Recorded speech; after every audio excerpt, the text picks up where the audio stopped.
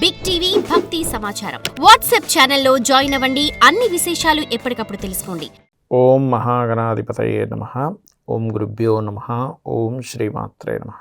పరమేశ్వర స్వరూపమైనటువంటి జ్యోతిష, వాస్తు మరియు ఇతర అనేకమైనటువంటి శాస్త్రములను మనకు అందించినటువంటి మహర్షులకి నమస్కారం. హయగ్రీవ హయగ్రీవ హయగ్రీవేతియోపదేత్ తస్య నిస్సరతే వాణి జనుకన్యా ప్రవాహవత్.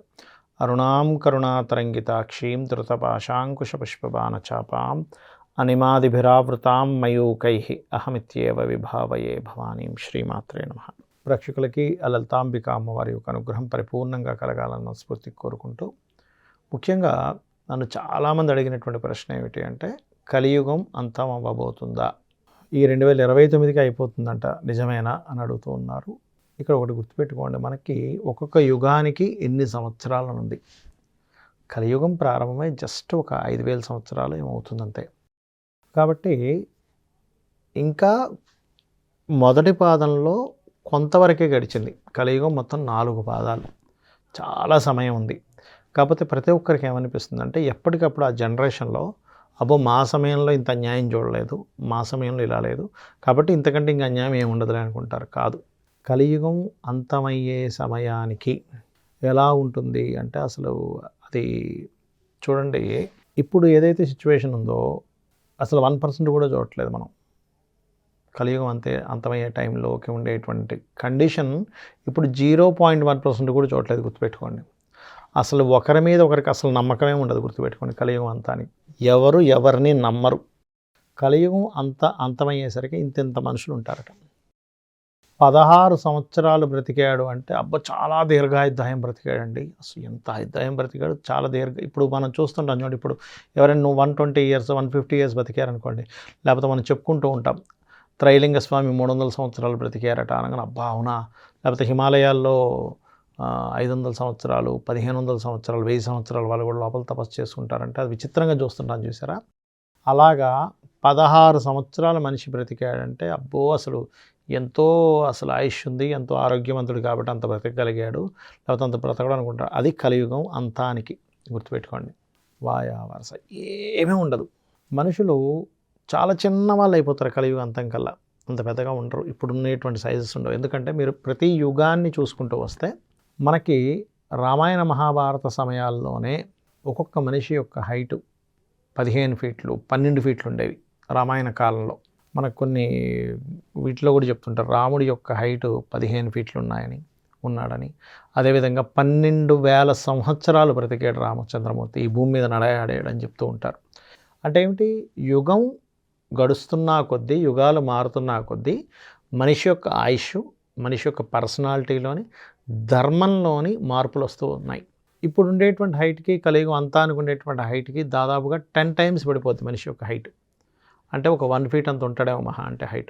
అది కలియుగ అంతం ఇంకా పూర్తి కంప్లీట్ అయిపోవడం, కలి యొక్క అవతారం రావడం, అదంతా అప్పుడు అవుతుంది.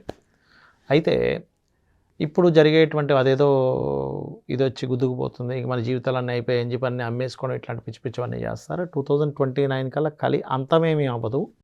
కాకపోతే ఒక విషయం గుర్తుపెట్టుకోండి, ఇప్పుడు ఈ శని 2 రాశులు మారుతాడు. ఇప్పుడు ప్రజెంట్ కుంభంలో ఉన్నాడు. మనం గతంలో కూడా కుంభరాశిలోకి శని ఎంటర్ అయ్యేటప్పుడు ఒక విషయం చెప్పుకున్నాం, ఏంటంటే ప్రతిసారి కూడా శని భగవానుడు కుంభరాశిలోకి రాగానే జరిగేటువంటిది ఏమిటంటే ఒక రెవల్యూషన్ చేస్తాడు. మార్పు, ఒక కర్మ సంబంధించిన విషయాల్లో చాలా మార్పులు, బిజినెస్ సంబంధించిన దీనిలో చాలా మార్పులు తెస్తాడు. అలా 30 సంవత్సరాల క్రితము ఒక కంప్యూటర్ అనేదాన్ని బాగా పెరగడం స్టార్ట్ అయింది 30 years బ్యాక్ నుంచి. ఇక్కడ నుంచి మనకి AI అనేటువంటిది పెరుగుతూ వస్తుంది.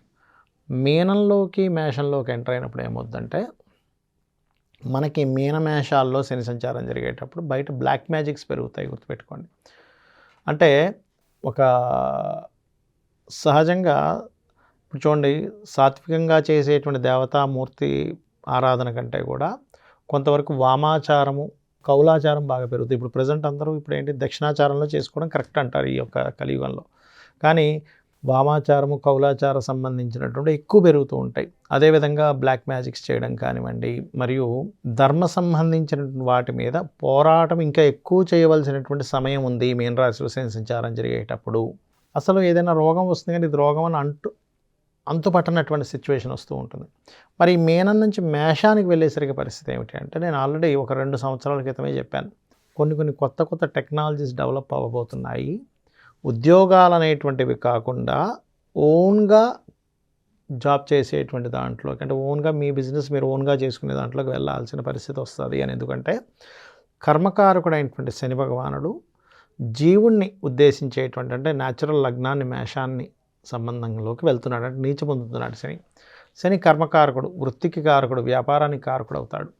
కాబట్టి అలా ఉన్నప్పుడు ఏంటంటే జీవుడు ఒకవైపు ఉద్యోగం, ఇంకోవైపు ఏదైనా చిన్న బిజినెస్ సొంతంగా ఏదైనా పెట్టుకోవాలి. కేవలం ఉద్యోగాల మీద కనుక మీరు ఆధారపడి ఉన్నట్లయితే ఇబ్బంది అవుతుంది. ఇది నెక్స్ట్ రాబోయేటువంటి 5 years చెప్తున్నాడు అంశం. అదేవిధంగా ఈ బ్లాక్ మ్యాజిక్స్ కానీ ఇట్లాంటివన్నీ పెరిగినప్పుడు ఏంటంటే అనుష్ఠానం అనేటువంటి చాలా ముఖ్యం. ప్రతి ఒక్కరూ కూడా వాళ్ళ ఇష్టదైవం, ఆంజనేయ స్వామి ఇష్టదైవం అనుకోండి, హనుమాన్ చాలీసా రెగ్యులర్గా చేసుకోవడం, లేదండి నాకు అమ్మవారంటే ఇష్టము అని అనుకున్నప్పుడు మీరు చక్కగా లలితా సహస్రనామాలు చేసుకోవడం, లేనట్లయితే ఓం శ్రీమాత్రే నమః అనేటువంటి నామస్మరణ చేసుకోవడము. అదేవిధంగా దక్షిణామూర్తి ఆరాధకులు, లేకపోతే దత్తాత్రేయుడు ఆరాధకులు, ఓం జయ గురుదత్త, శ్రీ గురుదత్త, ఇవన్నీ కాదండి, మా గురువుల దగ్గర నుంచి మేము బీజాక్షరాలు మంత్రంగా పొందాము, ఆ బీజాక్షరాన్ని మేము మంత్రం చేసుకుంటాము, ఏ కాళియో తారావో చిన్నమస్తాను, రకరకాల దశమహావిద్యలు ఉంటాయి, ఆ రకంగా ఏదో ఒకటి చేసుకుంటాం అనుకుంటే ఆ రకంగా కూడా చేసుకోవచ్చు. ఇక్కడ ఏంటంటే భక్తి ప్రధానము. ఎందుకంటే ఈ రాబోయే 5 సంవత్సరాలు కలియుగ అంతం కాదు, కానీ ఇటువంటివి పెరుగుతాయి.